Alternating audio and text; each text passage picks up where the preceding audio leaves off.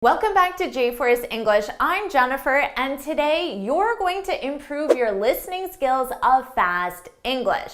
And we're going to do this as a listening exercise, so you're going to test your ability to understand fast-paced native English speakers and then improve your pronunciation and expand your vocabulary at the same time. Let's get started. Here are your instructions for the entire video.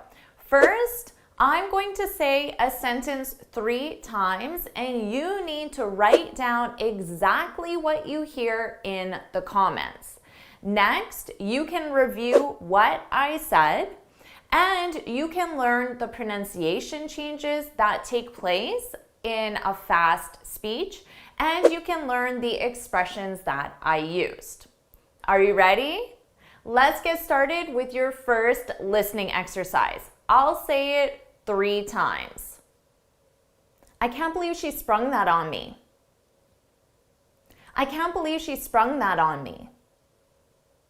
I can't believe she sprung that on me. I said, I can't believe she sprung that on me.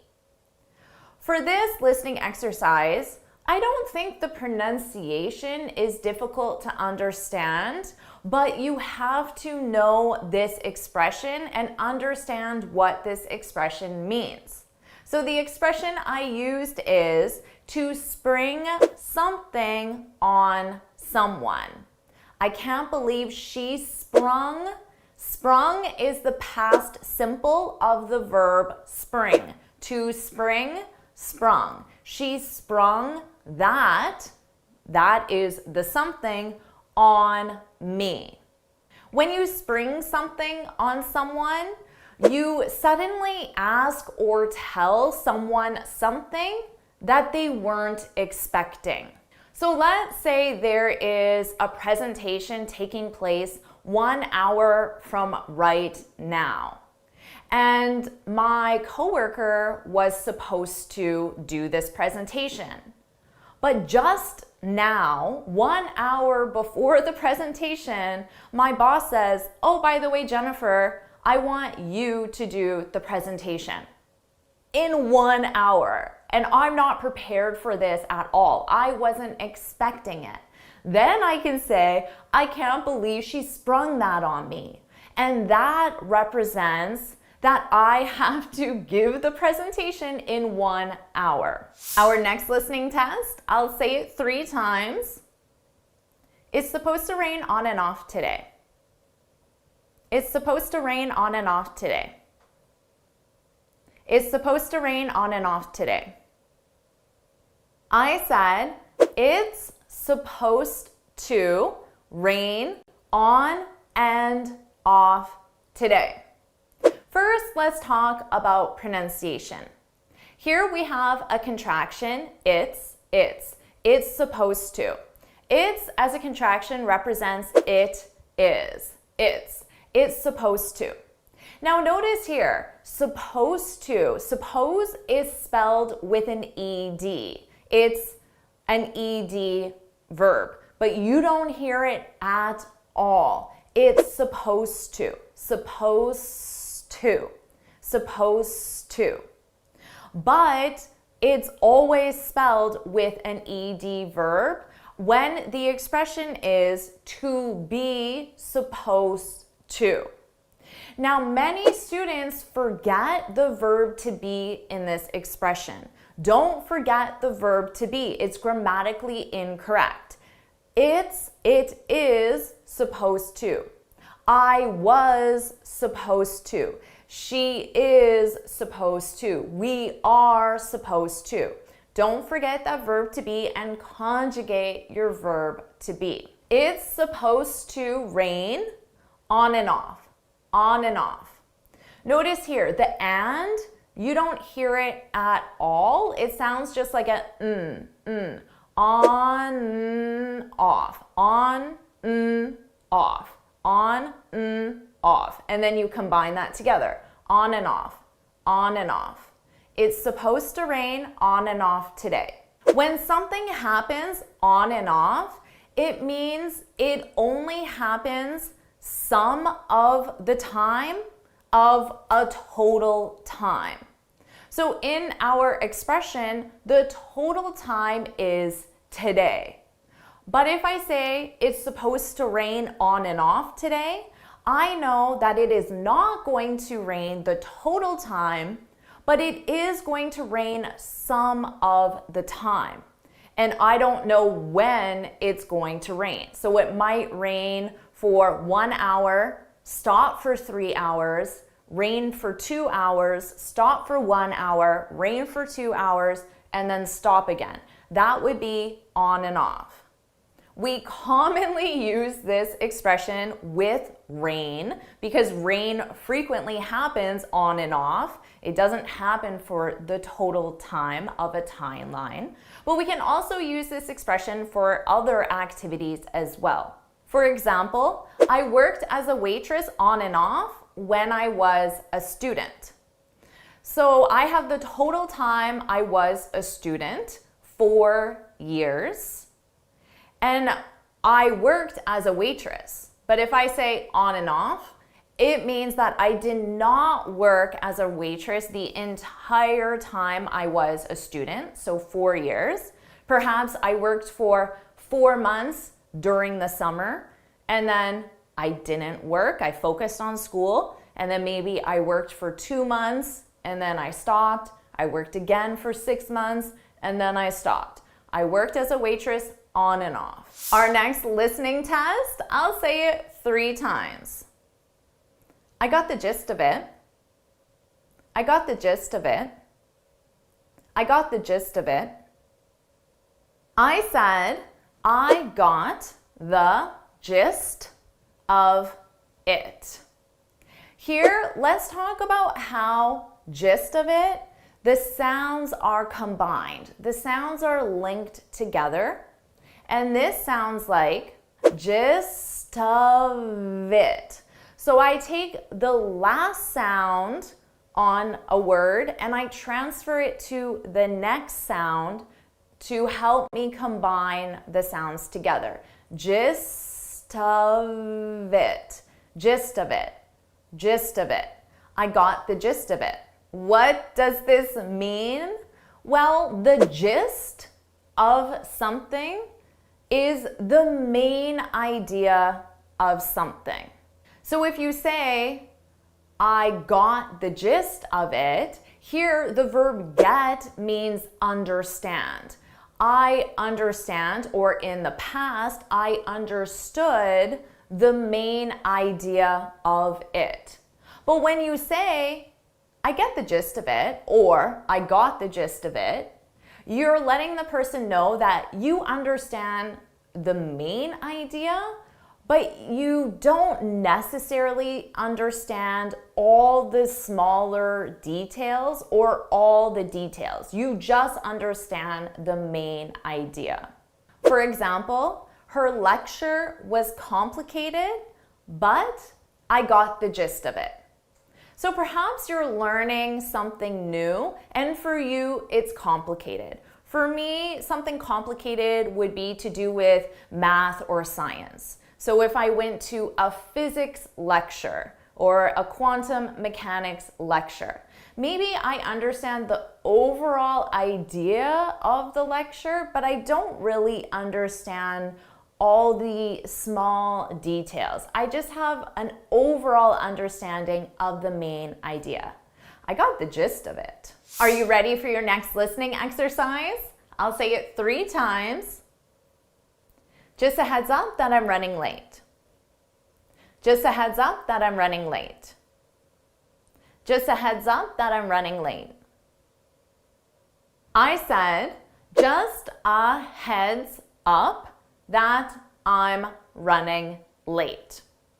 For pronunciation, let's talk about heads up, how it combines and links together. Heads up, heads up. So notice that S on heads, when I combine it with my vowel sound in up, I use a z, z to combine that together, and it sounds like one word. Heads up, heads up, heads up.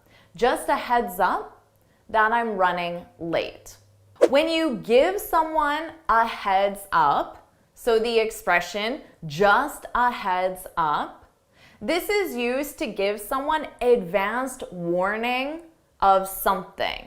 So I'm letting the person know in advance that I'm going to be late, and you use the expression heads up to identify that you're giving a warning. And the expression to run late, this is what native speakers use when we're late. So to be late, we're going to be late, you can use run late. And we commonly use this in the present continuous. I'm running late. Right now, I'm running late, which means I am late, and therefore I'm going to be late for my next appointment, which is likely with you, and that's why I'm giving you a heads up. A native speaker would commonly send a quick text message to a coworker or their boss and say, heads up, running late, stuck in traffic. So I say heads up, letting you know it's advanced warning, running late. This is just the essential information, running late. And then stuck in traffic, that's the reason why I'm running late. And now you know I'm not going to be at our scheduled meeting because I'm running late. Are you ready for your last listening exercise? I'll say it 3 times. Here's my quick take on it. Here's my quick take on it. Here's my quick take on it. I said, here's my quick take on it. Let's talk about how the sounds combine for the 3 words, take on it. And it sounds like one word, take on it. Take-on-it. But you have to combine those sounds together. Take on it, take on it. So that's how we transfer sounds. We link the sounds together so 3 individual words can sound like one word. Take on it. Here's my quick take on it. Now, one's take on something, my take on it. This is simply one's opinion or idea on something specific. This is commonly used to ask someone's opinion when you're discussing something specific. For example, what's your take on the company's decision to pay for language classes? So let's say your company decided to pay for your language classes. That's amazing, right? So that's the it. What's your take on it? The it is the company's decision to pay for language classes. What's your take on it? I'm asking you, what's your opinion on this initiative? To answer, you can simply state your opinion. I think it's an amazing idea. So now I want you to practice pronunciation so you can really get comfortable with moving your mouth and producing these sounds at a faster pace. So let's do an imitation exercise. I am going to say each sentence again 3 times, and I want you to repeat it out loud and try to get your pronunciation as close to mine as possible. I can't believe she sprung that on me. I can't believe she sprung that on me. I can't believe she sprung that on me. It's supposed to rain on and off today. It's supposed to rain on and off today. It's supposed to rain on and off today. I got the gist of it. I got the gist of it. I got the gist of it. Just a heads up that I'm running late. Just a heads up that I'm running late. Just a heads up that I'm running late. Here's my quick take on it. Here's my quick take on it. Here's my quick take on it. So did you enjoy those listening tests? How about we keep going and I'm going to test you 5 more times. Are you ready for that? Let's do it. Looks like we're back to square one. Looks like we're back to square one. Looks like we're back to square one. I said, looks like we're back to square one. Did you get that one? Let's talk about the pronunciation changes. Notice the contraction, were. This is we are as a contraction, were. Now, notice how unstressed my pronunciation is. It sounds like were, not we're, were. This is how native speakers say it at a natural pace. We're back, we're back, we're back. We're back to, this sounds like t in real English, t. We're back to square one. We're back to square one. Now, what does this mean? To be back to square one. Well, square one on a board game is the beginning of a board game. So when you're back to square one, it means you're back to the beginning. And you're back to the beginning, the start, because you tried something and it didn't work. So you had a failed attempt and you have to try again. Looks like we're back to square one. It looks like we have to start again from the beginning because our first attempt failed. Our next listening exercise, I'll say it 3 times. I don't know if we can trust her. She's pretty wishy-washy. I don't know if we can trust her. She's pretty wishy-washy. I don't know if we can trust her. She's pretty wishy-washy. I said, I don't know if we can trust her. She's pretty wishy-washy. First, let's talk about don't know. At a natural pace, this sounds like don't know, I don't know, I don't know, don't know, I don't know. I don't know if we can, notice here, we can trust. When can is the auxiliary verb, so it's not the main verb, we reduce this to kin, and it's very unstressed sound. I don't know if we can trust, if we can trust. And notice you hear trust more because it's the main verb, and can, which sounds like kin, is very short, can trust, can trust. I don't know if we can trust her. Now, here we can get rid of that H sound and it just sounds like trust her. But then you combine it to the word before, trust her, trust her, trust her. I don't know if we can trust her. This is a contraction for she is. She's pretty wishy-washy. What does wishy-washy mean?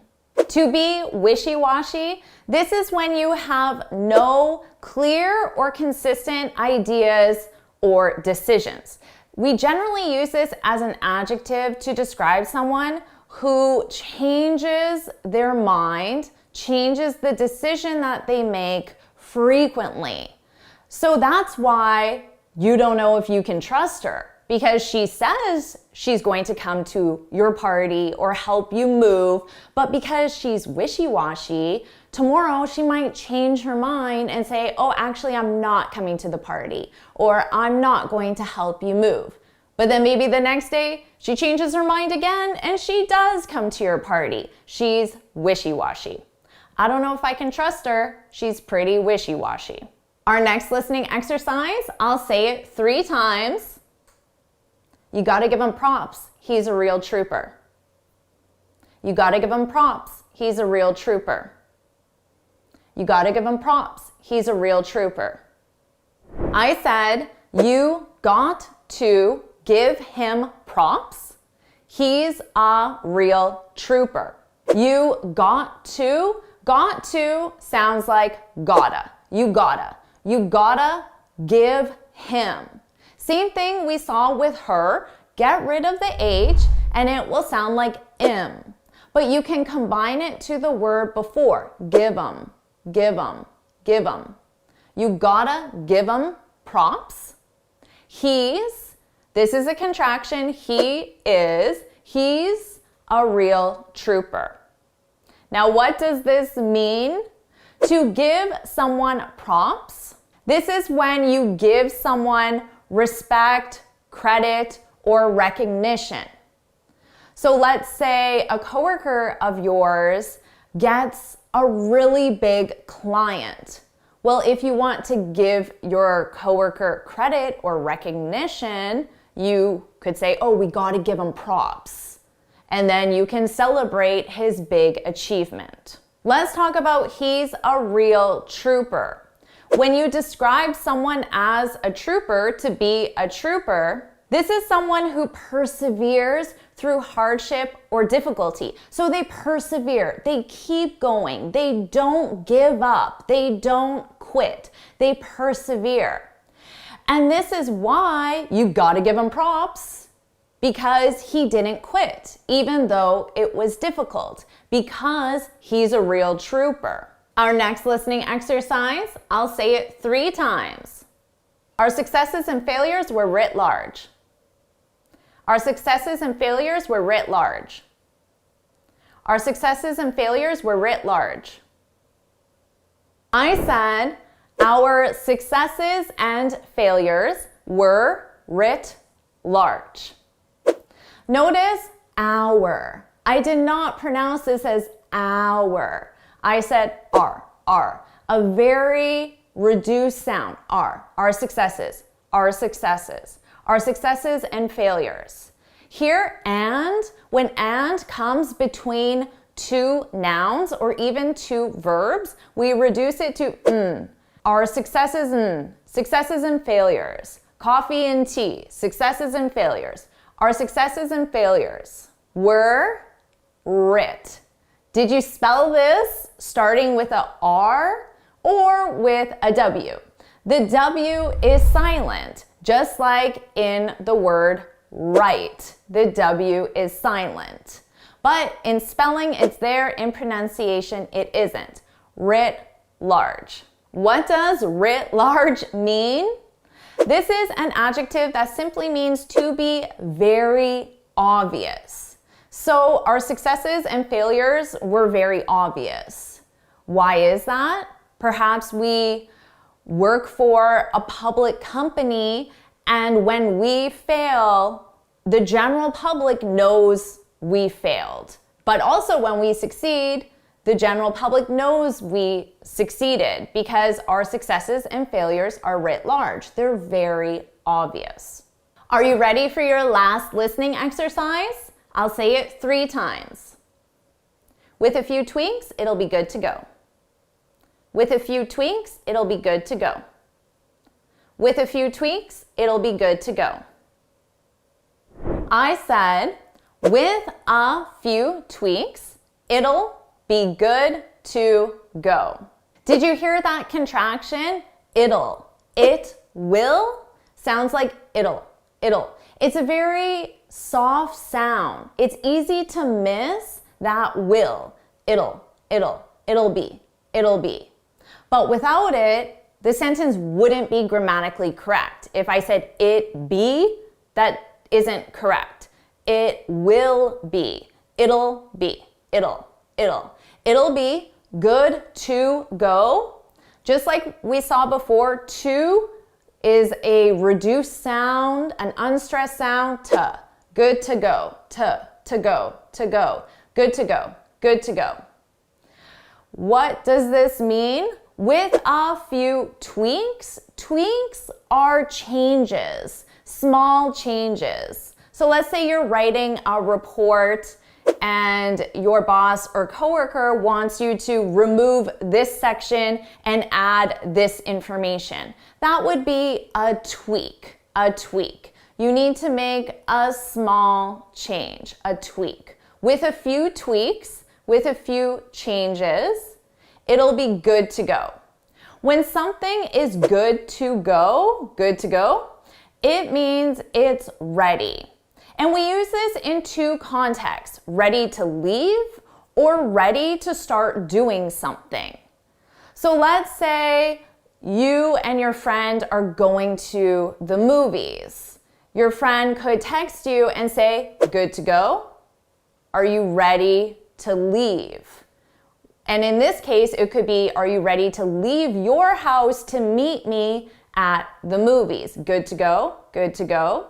We use this a lot as native speakers. In this context, it'll be good to go. Something can also be good to go in the context of it's ready to start doing something.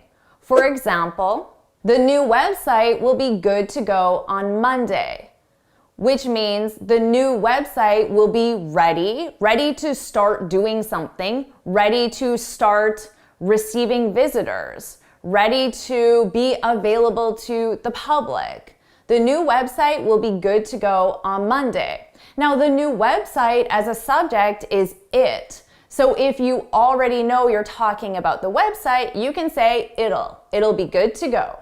Now let's do an imitation exercise so you can practice these natural pronunciation changes and practice these new expressions.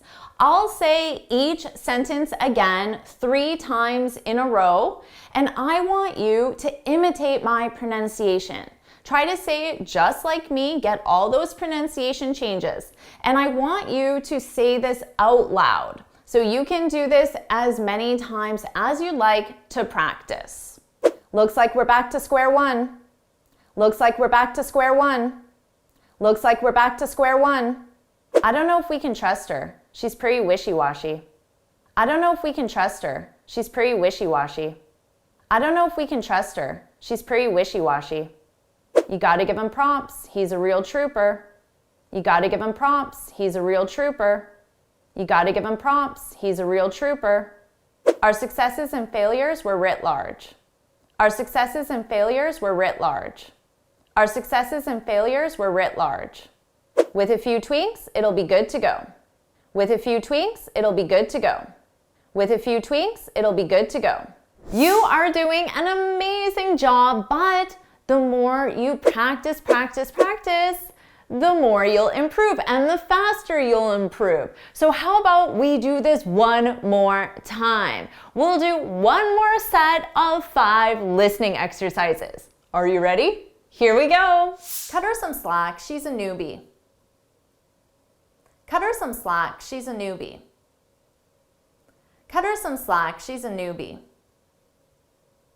I said, cut her some slack. She's a newbie. Did you get that? Do you know what this means? First, let's talk about the pronunciation changes. Her, him, and them, we often shorten these. So her, I get rid of the H sound and it sounds like But then I combine it to the word before, cutter, cutter, cutter, cut her some slack. This is a contraction. Native speakers use contractions all the time in spoken English. She's represents she is. She is a newbie. She's a newbie. Now, do you know what this means? To cut someone some slack, this is an expression. And it's when you punish someone less severely than you normally would. And a newbie, this is a new employee. A new employee or even a new member to a group, you can refer to that person as a newbie, a newbie.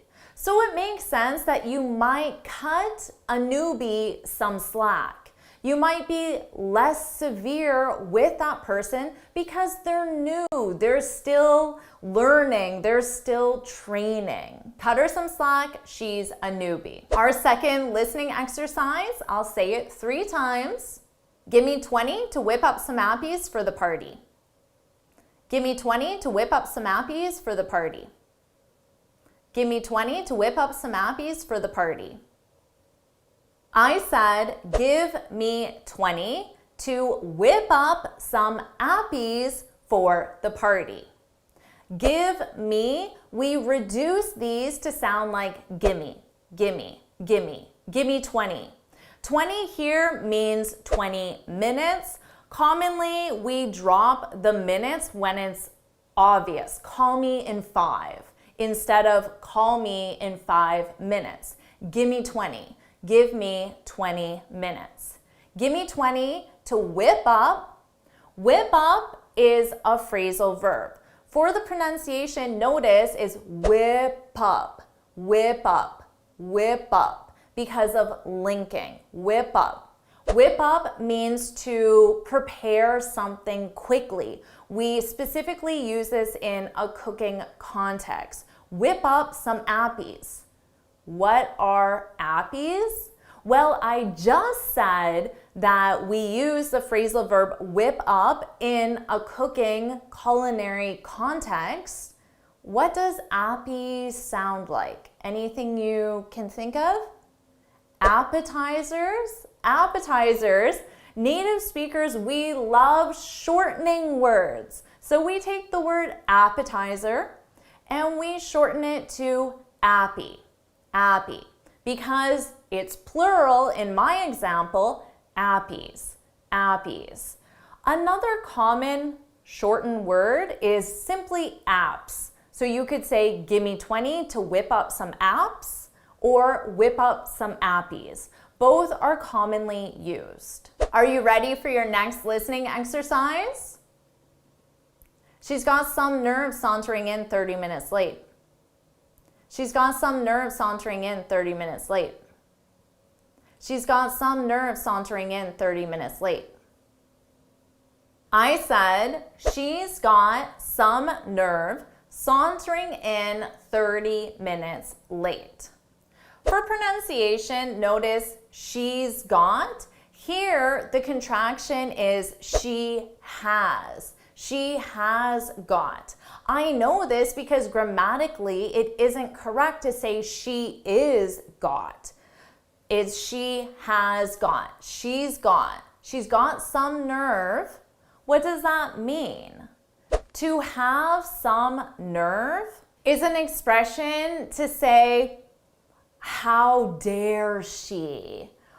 She has some audacity. So you're criticizing her behavior to say that she has no right to do something. She's got some nerve.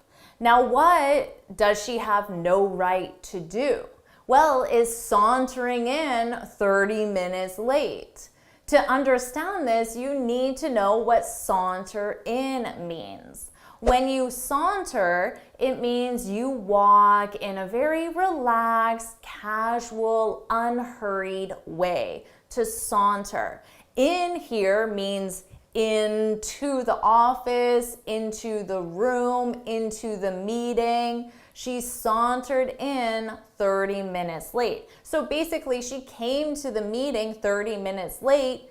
And when she came, she was so relaxed and she didn't show any sense of urgency, even though she was 30 minutes late. She's got some nerve doing that. Our next listening exercise, I gotta hand it to you. I didn't think you'd pull it off. I gotta hand it to you. I didn't think you'd pull it off. I gotta hand it to you. I didn't think you'd pull it off. I said, I got to hand it to you. I didn't think you'd pull it off. Did you get this one? Got to is pronounced gotta. I gotta. Hand it. Notice the linking here. Hand it. Did. I gotta hand it. Now, I said to you, but native speakers will frequently reduce both of these and say to, ya, or ya. To ya. Gotta hand it to ya. But I believe I said to you. I gotta hand it to you. I gotta hand it to ya. You'd is a contraction. The D stands for would. You would, you'd. It's difficult to hear that D because it's very soft, but grammatically it's important that it's there. You'd pull it off. Notice the linking, pull it pull it, pull it, pull it off. When you hand it to someone, it means that you recognize that someone deserves praise or respect. So by saying, I gotta hand it to you, means I have to acknowledge that your actions deserve praise or respect. And why am I doing this? Because the person pulled something off. When you pull something off, it means you achieve something difficult. You succeed at doing something difficult. So that's why this person deserves praise. I gotta hand it to you. I didn't think you'd pull it off, but you did. Our last listening exercise. I've gotta have a little me time. I've gotta have a little me time. I've gotta have a little me time. I said, I've got to have a little me time. Here, notice we have the same gotta reduction, got to gotta. This time I said I've.